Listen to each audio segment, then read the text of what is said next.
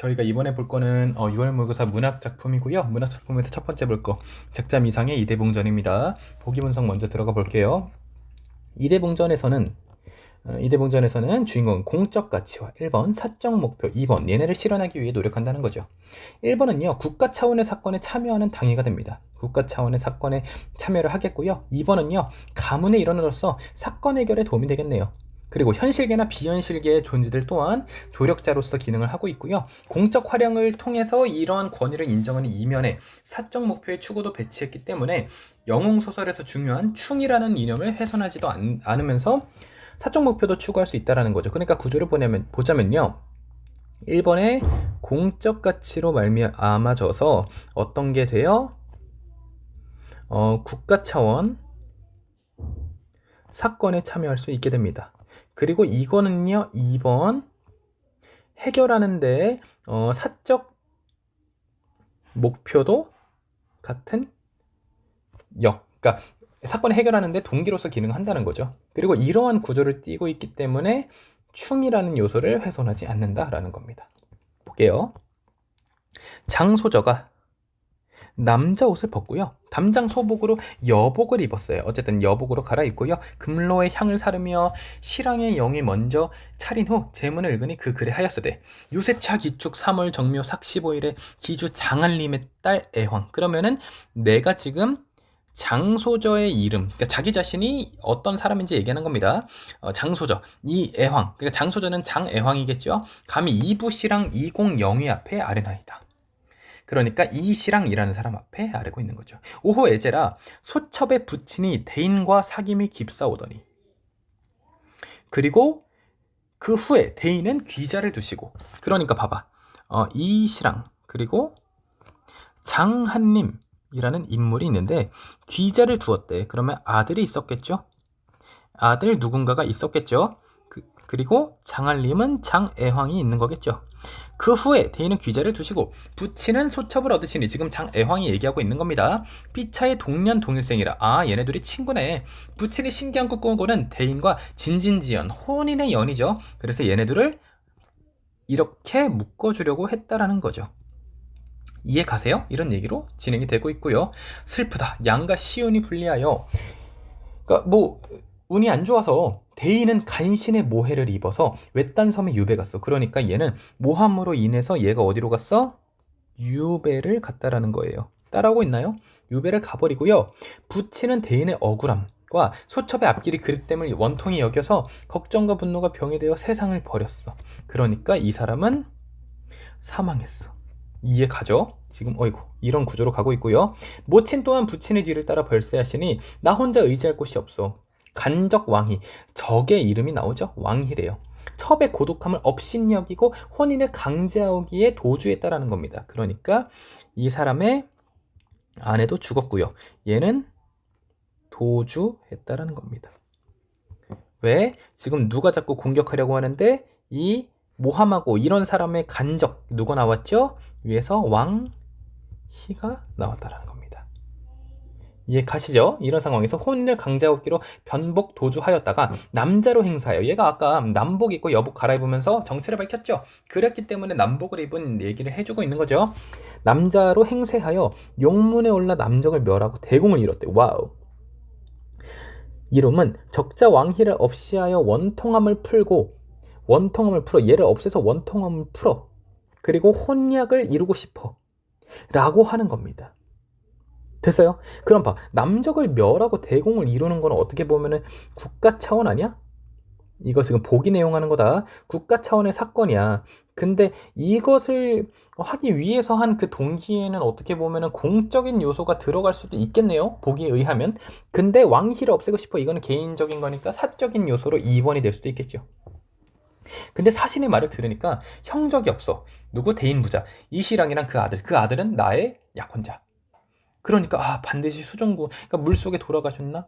너무 침통해. 그러니까 술을 한 잔 바치니까 존령은 흠향하옵소서 했다라는 거예요. 그러니까 슬픈 마음이죠. 이 사람들과 이제 소식이 끊긴 상황입니다.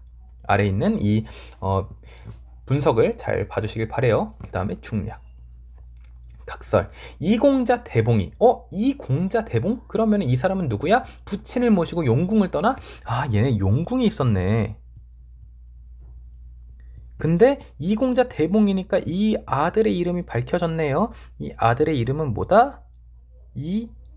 이대봉씨였다. 아, 제목이 뭐다?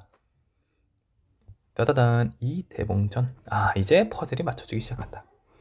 이공자 대봉이 부친을 모시고 이시랑이겠죠. 용궁을 떠나 여러 날 만에 황성에 올라옵니다. 드디어 흉노의 머리 벤 것을 봉하여 성상께 올려. 그러면 흉노의 머리를 베었네요. 전후사연을 주달합니다. 이때 성상이 이시랑 부자의 생사를 알지 못하고 이 장소저의 앞길을 애련히 여겨가지고 마음에 잊지 못하시더니 또 장소저의 상표가 이르렀거늘 상이 반기사 급히 열어보시니왈 신첩장애왕은 일장표를 용탑하에 올리나이다. 신첩이 성상에 큰 은혜를 받자와 바닷가에서 재를 올려서 고원을 위로 하오나 이승과 저승이 너무 달라가지고 영혼의 자취가 없사오니 비록 앞에와 흠향하온들 어떻게 알겠어요. 아득한 경상과 슬픈 마음을 진정치 못해 죄를 지내어 통곡하옵니다. 누가 장애왕이 이만큼 슬퍼요. 내가 지금 이렇게 흠향을 하더라도 천우신조하와 삭발승려를 만나오니 이 곧 시랑 이게 처양씨라. 그러니까 삭발승려도 만났어. 누구래? 아, 이 시랑 이게 처양씨다. 됐어요? 비록 성혼 행례는 안 했으나 어찌 시어머니와 며느리 사이가 아니겠어요. 그러니까 결혼을 공식적으로 하진 않았어요. 약혼만 했으니까. 하지만 그래도 그 삭발승려, 그러니까 처양씨, 양씨와 나는 며느리 사이다. 며느리와 시어머니 사이다 라고 얘기하는 겁니다. 됐어요? 그래서 하지만 그러니까 만나니까 일비일희하여 즐겁게 무궁하오니 다 성상 덕분에 제가 그 시어머니라도 만났습니다. 너무너무 감사합니다. 그러나 왕희 부자는 국가를 혼란스럽게 한 간신이고 내 원수야. 바라건대 폐하는 내가 원하는 건 뭐야? 엄형 국문에서 국법을 밝혀주세요. 그리고 그 부자를 신첩에게 내어주시면 남선우 베던 칼로 난신을 죽여버리겠어. 그래서 얘네가 죽었다고 생각하고 있죠. 누구를? 이익과 누구? 그러니까 이시랑이라는 이익과 그리고 이대봉이 죽었다고 생각하기 때문에 영혼을 위로하겠어요 라고 얘기하는 겁니다. 그래서 상이 다 보고 이 자식들 처결해버리자. 왕도 지금 어떻게 생각하는 거야? 그러니까 상도 죽었다고 생각을 하고 있겠죠. 이때 또 하나의 표문이 올라와. 이게 뭐겠어? 이게 바로 대봉의 표문이겠죠.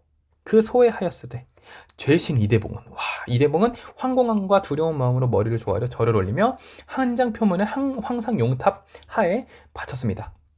우리가 왕의 모함을 입었어. 하지만 성덕을 입사와 이 한 목숨의 너그러움을 베풀어 해도의 내신인 덕으로 유배지로 갔어. 도중을 향하와 배를 타고 대중이 행하오더니 뜻밖의 뱃사람들이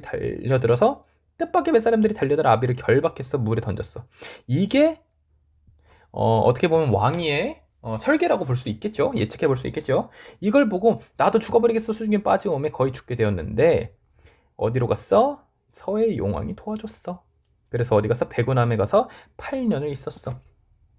그래서 생각해니까 우리가 죄인이야. 딴 데 오래 있는 게 옳지 않아. 그래서 수중에 빠진 아비 유골이나마 찾고 고궁에 있는 어미를 찾아보고자 하와 중원으로 돌아가옵다가 농서에서 한나라 장수 이릉의 영혼을 만났어. 한나라 장수 농서라는 곳에서 한나라 장수 이릉의 영혼을 만났어. 그래서 갑옷과 투구를 얻었어. 그리고 사평에서 오추마를 얻었어. 그리고 화용도에서 칼을 얻었어. 뭐 이런 식으로 했다는 거예요. 그래서 황성으로 향코자 하옵다가 흉노를 만나가지고 얘가 천자의 자리를 범하여 황성을 함몰하고 막 이렇게 한다고 해서 분심을 이기지 못했어. 이 분심을 이기지 못한 거는 어떻게 보면 1번 공적인 어떤 가치가 되겠죠. 그래서 막 혼내주고 적장을 얘네를 패였다. 그리고 흉노도 패였다. 그리고 돌아오는 길에 막 또 정처 없이 가다가 천우신조 하옵고 막 이렇게 하다가 그 섬에 올라가 죽었던 아비를 만났어. 됐어요? 황명을 기다리지 아니하고 감히 함께 와 대죄했다. 뭐 이런 식으로 얘기했다라는 겁니다. 됐어요? 그러니까 지금 스토리가 어떻게 되고 있어? 장소저가 맨 처음에 슬픈 얘기를 하죠. 우리가 혼인했는데 이러이러한 억가 당해가지고 왕희로 인해서 굉장히 힘든 상황이니까 너무너무 슬퍼요. 왕도 슬프게 생각하죠. 그러면서 장혜왕 그러다가 이제 장혜왕이 또 시어머니 만난 얘기를 해주고요. 그 다음에 이대봉이 갑자기 올리죠. 다들 죽었다고 생각했는데 제가 이러이러 하다가 아버지가 물속에 빠지셔가지고 나도 따라갔는데 서해 용왕 덕분에 살아남았어요. 근데 아버지를 찾아야 되는데 어떡하지 했어요. 그러다가 이제 여기저기서 갑옷이랑 여러 가지 무기를 얻고 오는 길에 왕의 자리를 위협하는 나쁜 놈들이 있다 해서요. 대가리 다 댕강댕강 하고요. 아버지 만나가지고 왔는데 너무 늦게 왔죠. 벌 주세요 라고 얘기하는 겁니다. 크게 어려운 내용은 없죠. 근데 제가 봤을 때는 고전 소설 중에서는 상당히 어려운 편에 속하지 않았을까 예상이 됩니다.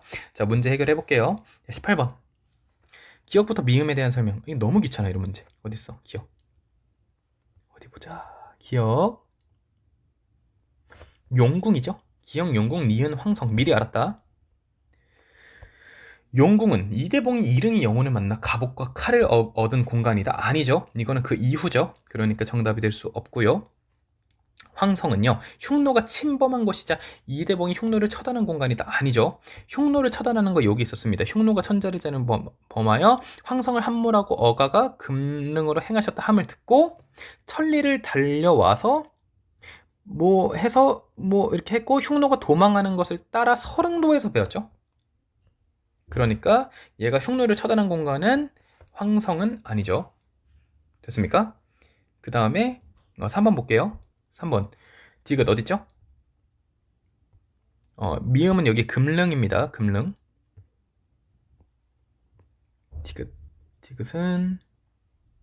디귿은 해도, 리을은 배구남.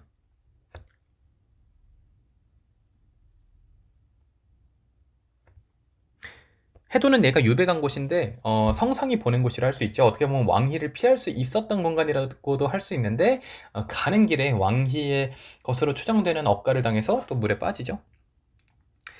디귿은 장한림 부부가 간신의 모해로 유배간 공간이다. 애초에 장한림 부부가 아니죠. 됐습니까? 자, 4번. 리을은 이대봉이 중원으로 향하기 전에 머물던 공간이다.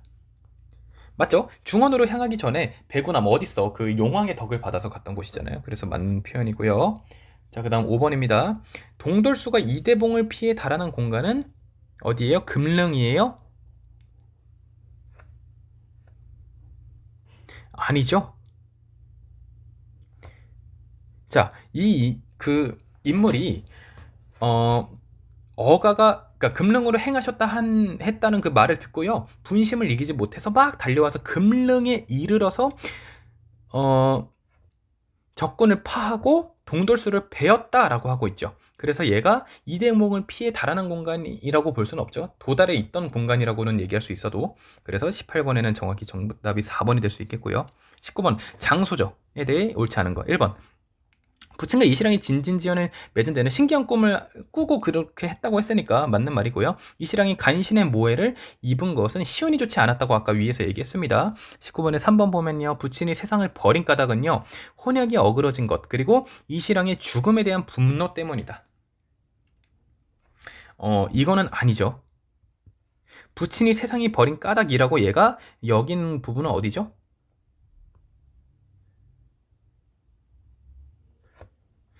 잠시만요. 부친이 세상을 버린 까닭에 대해서 얘기하는 건 여기 있죠. 부인은 대인의 억울함, 그러니까 이시랑의 억울함, 그리고 소첩의 앞길이 그릇됨을 원통이 여겼다. 그래서 세상을 버렸다. 그게 병이 돼서 걱정과 분노가. 그렇기 때문에 여기서 말하는 혼약이 어그러지고 이시랑이 죽었고 이거에 대한 분노는 아니죠. 그래서 정답은 3번. 4번. 왕이가 혼인을 강제하는 것으로 판단하여 도주했고요. 성혼 형리는 하지 않았지만 시어머니로 대해서 일희일비하고 아주 뭐 그런 감정을 느끼면서 성상에 감사하다고 얘기를 했습니다. 자, 20번 볼게요. 보기 A에 들어간 말로 적절하지 않은 거. 고전 소설에서는 제문, 표문 아까 올렸죠? 그러한 글이 활용되기도 합니다. 윗글의 A와 B에서 글을 바치는 사람과 받는 상대가 누구인지 고려해서 특징이나 기능에 대해서 말해보세요. A와 B를 먼저 찾아볼게요. A 같은 경우 그 글, 여기 말하는 글이라고 할 수 있겠죠. 이 장소저가 작성한 글. 이 A가 될 수 있겠고요. 그리고 B 같은 경우는 여기 있겠죠. 여기 그 소가 이대봉이 올린 내용. 그랬을 때 자, A는 망자에게 바치는 제문이고요. 맞죠? B는 성상에게 바치는 표문입니다. 됐죠? 어려운 거 전혀 없었습니다. A는 상대의 원통함을 위로하기 위해서 맞고요. B는 상대에게 사건 경과를 알려 특별한 조치를 요청하기 위해서 내 죄를 알아주세요. 됐죠? 3번 A와 달리 B에는 글을 바치는 사람이 스스로를 낮추는 표현이 사용되었습니까? 자, B에만 사용된 거 아니죠? A에서도 스스로를 낮추는 표현이 빈번하게 사용되고 있습니다. 정답은 3번이 될 수 있겠고요. 4번 A에서 글을 바치는 사람이 오해였던 사건의 실상이 B에서 왜 죽지 않았잖아. A와 B는 모두 글을 바치는 사람과 상대를 서두에서 밝히고 있다. 둘 다 그런 공통점이 있습니다. 한번 찾아보세요. 21번 보기를 참고하여 윗글을 감상한 내용 아까 말했죠? 그 보기를 분석을 했습니다. 공적 가치를 바탕으로 그 당위가 되어서 국가 차원의 사건에 연루가 되게 되고 이대봉이 모가지 날리는 게 그런 내용이겠죠. 근데 그게 사적 목표라는 관련이 있습니다. 자, 옳지 않은 거 찾아봅시다. 21번 1번 장애황이 혼약을 이루기 위해 대공을 세웠다고 한 데에서 국가 차원의 사건에 참여하는 동력이 되었다고 할 수 있겠습니다. 장애왕이 난신왕위를 국법으로 다스리고 나한테 내어줘. 내가 대가리 베어버릴 거야. 공적 권위를 존중하죠. 근데 사적 목표도 실현하고자 하죠. 흉노의 침입으로 성상이 피신했다는 소식에 이대봉이 분노했죠. 그래가지고 대가리 따러 가자 라고 했습니다. 국가 차원의 문제 해결에 참여했죠. 그 당위성이 있죠. 4번 표류하던 이대봉이 천우신주로 무인절도에서 이실한과 재회를 했습니다. 됐죠? 비현실계의 존재가 공적 활약에 조력해서 자, 이실한과 재회한 사건 자체를 공적 활약이라고 보기가 어렵습니다. 됐습니까? 5번 이대봉이 흉노 제압을 공으로 드러낸 후에 성상에게 왕의 처벌을 요구했죠. 충의 이념이 훼손되지 않으면서도 그쵸? 훼손되지 않았죠. 왜? 공으로 드러낸 후에 그거에 대한 어떤 리바운드로 달라고 한 거니까 사적 목표의 정당성을 확보하려는 인물의 의정도 확인할 수 있겠습니다. 정답은 4번이 될 수 있겠죠. 21번에 됐습니까? 여기까지 하면은 고전 소설 이대봉전 끝입니다. 고생했습니다. 원진구 최고의 국어학원 성공적인 입시를 위한 성공 솔루션